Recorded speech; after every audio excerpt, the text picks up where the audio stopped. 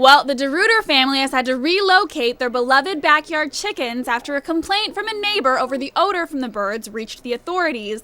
But they are hopeful that council will eventually decide they can bring them back. So it did take us until after Thanksgiving weekend to get them to this location that we have them on. It's a farm outside of town.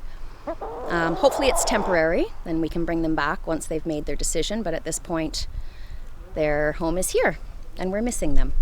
Our original coop that we had on our 66 by 66 property, there were 6 hens and they were about 10 feet away from the woman that complained for 2 years, and she had no idea that there were hens there. She didn't complain once.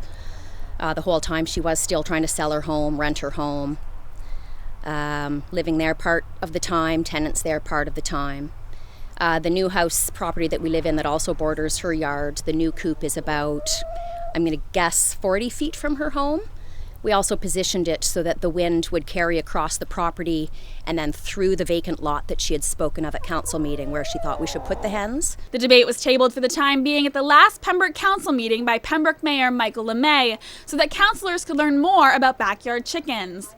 Communities like Guelph, Niagara Falls, and Brampton are already on board with raising urban chickens. Ideally, we get to bring the hens home to our house and they would allow a pilot project to start.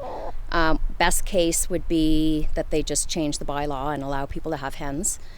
But most information we've given them was Kingston's pilot project and how they ran it and what their final decision was once they accepted that hens would work in the city. A petition for the backyard chickens has close to 1,500 signatures. And if you'd like to sign it, you can visit the change.org site that we will include a link to. I got a chance to visit the chickens, and not only are they a sweet pet for kids that produce healthy food, but I smelled no odor at all. Megan Evans, TV Cogeco News, Pembroke.